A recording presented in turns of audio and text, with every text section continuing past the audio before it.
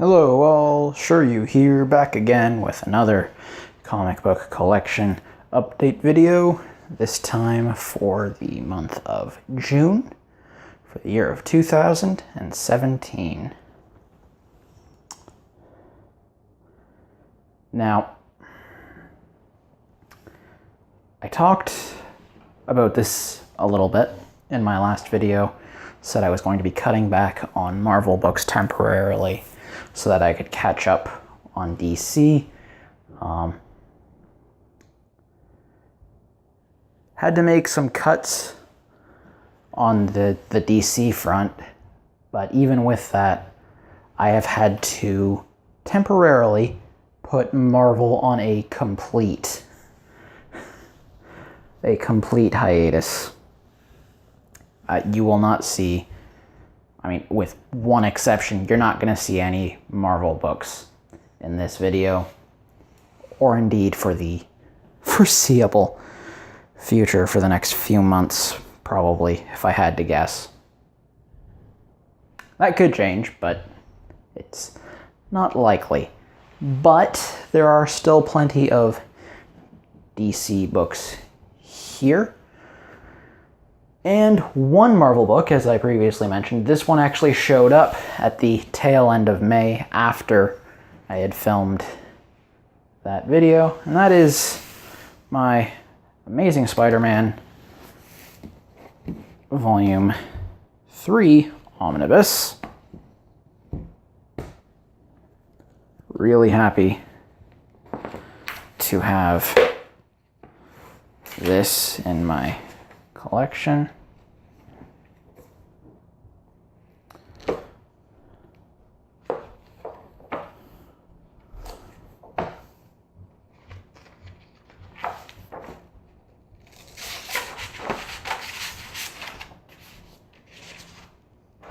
What? Well, that didn't go quite as planned. I do not like dust jackets. Is that page supposed to be a part of it too? Is that how dust jackets work? I don't have a lot of experience with them. Well, anyway.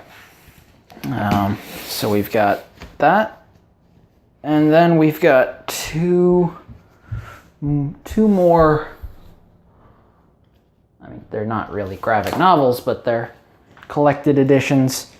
We've got the final Injustice prelude to the first game book.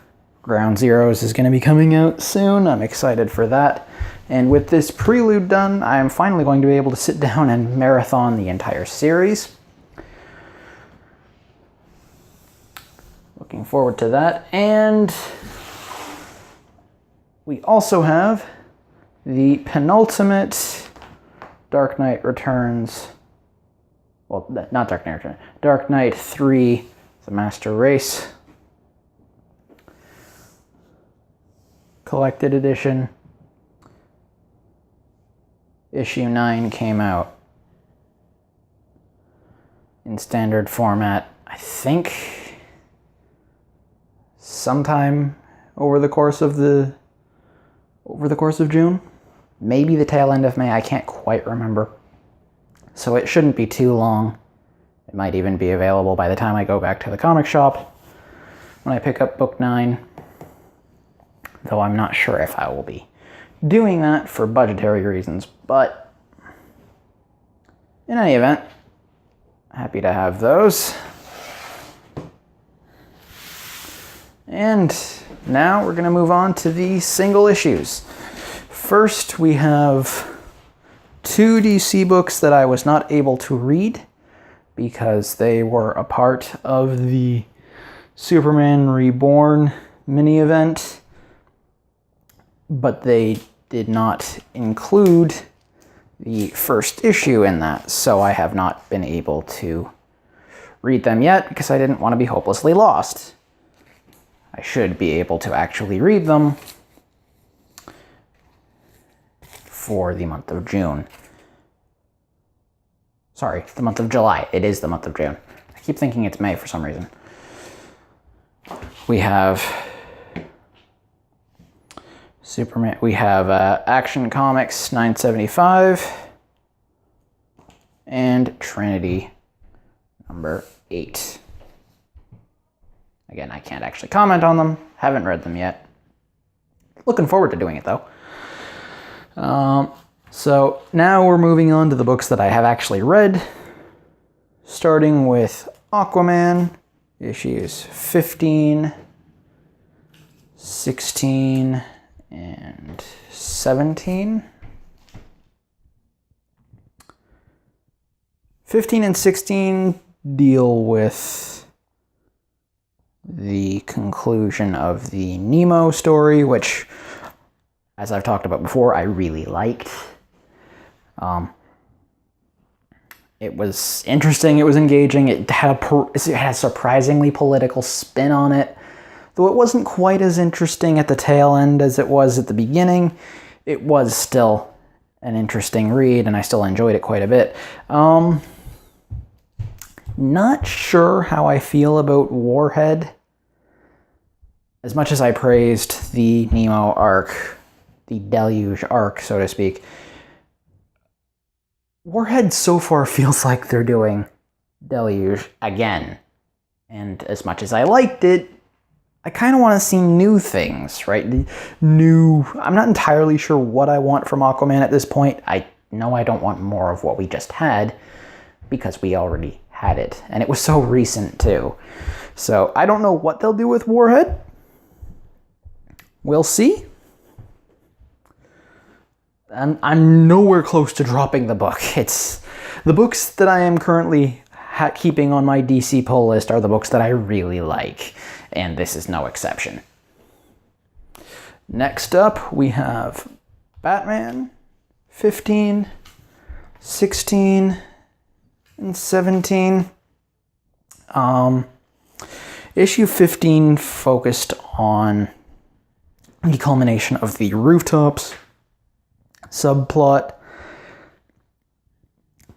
I liked it, but I feel like it shouldn't have had its own book. I feel like that should have been a side plot in the I Am Bane build-up books, 16 and 17 here.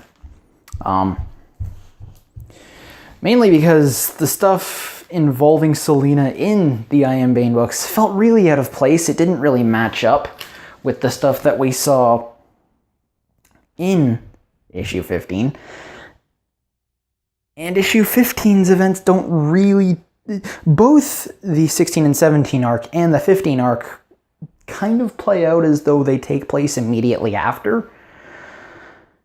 And yet they also play as though they take place after one another, kind of. So I feel like it would have been better served if they had been weaved together a little more, as opposed to having one and then the other. That being said, I did enjoy both stories when I was able to consolidate them in my mental image of the book. And I'm definitely looking forward to the next 3 issues I'll be getting, because not only will it be covering I Am Bane, but if I'm right, issue 20 is where the Button story arc begins, and I'm definitely interested in that. Speaking of the Button, I should say, we have The Flash, issues 15, 16, and 17. Now, these 3 issues deal with him taking on the Rogues. It definitely feels like a side story. It definitely feels like a lot of establishing going on in this arc, which is ironic because a lot of this establishing involves potentially getting rid of the Rogues forever, which obviously doesn't actually end up happening, but you get the point. There's some great character stuff for the Rogues in here, some mildly interesting stuff for Barry. Mostly the Rogues are the star of the show, especially Captain Cold, because Leonard Snart just does that. He kind of takes center stage whenever he shows up. And that shows, although Golden Glider does definitely have her moment as well. I enjoyed it. I enjoyed this side plot, interestingly enough. But I am still... I'm eagerly waiting for the next big plot arc, especially since I know that it's going to at least be leading up to the button, which, again, yeah, really looking forward to that. Now, unlike the series that I just finished talking about, Hal Jordan and the Green Lantern Corps, numbers 16, 17, and 18, was not a side plot. It was not a side story. It was not a character piece that didn't involve the setting or the plot overall, because it's Hal Jordan and the Green Lantern Corps. The setting in this book is in a constant state of flux and morphing, and it's awesome because of that. We get to see some of the internecine politics, kind of the merging of the Yellow and Green Lantern Corps, which is very interesting. I was surprised to see this, but I do like how Jon Stewart is being portrayed as a better leader than Hal Jordan. You know, up to a certain point, I was asking myself, so why is Jon Stewart still leading the Green Lantern Corps now that Hal's back? Shouldn't he be taking over? He's kind of more qualified. But in these issues, Jon Stewart really comes into... I shouldn't say he comes into his own, because he already was, but he really shows why he should be the one in command instead of Hal. Which is an interesting thing to see. On top of that, they do some interesting things with the White Lantern and the Blue Lanterns. And again, the star of the show really is the camaraderie, or lack thereof, between the Yellow and Green Lanterns. Plus a surprise cameo from Rip Hunter, of all people, at the end of number 18 here, and I really don't know what that's about. So we'll see what they do with that. I mean, I trust this book, so maybe they'll do something with him.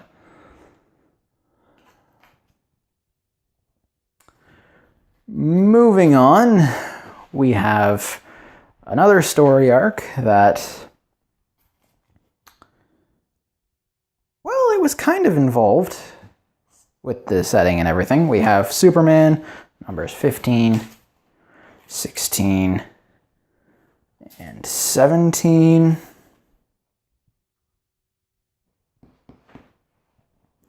Which basically focused on, well, issues 15 and 16 focused on the multiverse threat.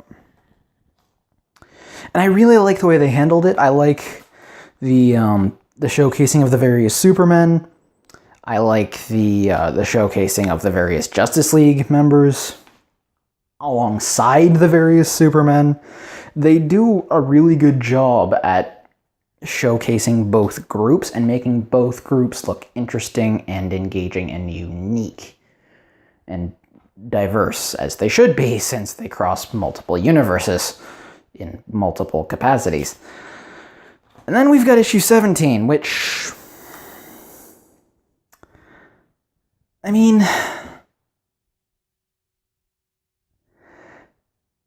okay, let me put it this way. If issue 17 was the only Superman book that I had read this month, I would have been really bored. Really bored. This book was not interesting until its final pages, because they lead into the Superman Reborn arc. Which, yeah, the rest of the book has nothing to do with it. It's a book it is a book completely focused on John doing something that is random and quirky. It's the Dinosaur Island thing all over again, except less interesting and less engaging. It was also only one issue, so it's not a big deal. But it would be, again, if this was the only Superman book that I was reading this month.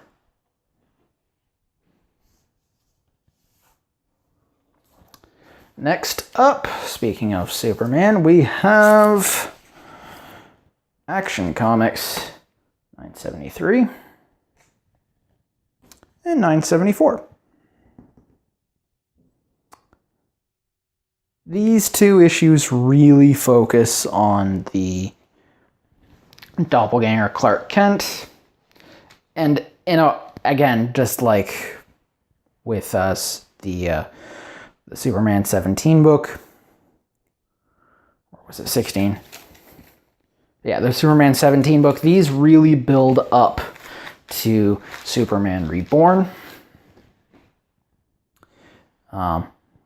The ending of 974 Action Comics ties directly into the ending of Superman 17. And again, the Superman Reborn situation is definitely something I'm interested in reading. It's definitely got my interest piqued. I know almost nothing about it,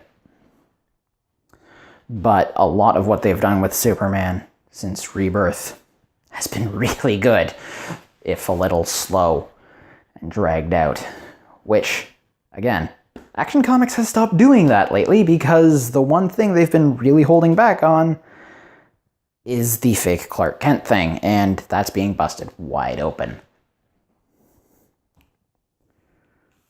The only other thing that Action Comics is doing, holding itself up, holding back, is what to do about Lex Luthor, which is starting to be covered in in of all things, Trinity, issues 6 and 7. Well, not really. Issue 6 doesn't cover Lex Luthor at all, actually. Issue 6 is the culmination of Trinity, of the initial arc, the character building stuff that we had for Superman, Batman, and Wonder Woman, in conjunction with the stuff with Poison Ivy and Mongol, and all of that good stuff. It all came to a head. It all came to a satisfying conclusion. Works really well. Really enjoyed it. And then, of course, we have issue 7, which, for whatever reason, I don't know if it's Cersei or someone else trying to bring Ra's al Ghul, Lex Luthor, and Cersei together to form a team, probably in a similar capacity to the Trinity on the side of the Justice League.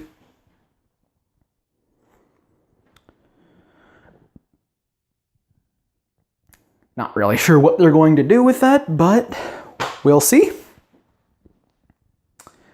And that's that. That concludes my comic book collection update video for June 2017. See you next time, guys.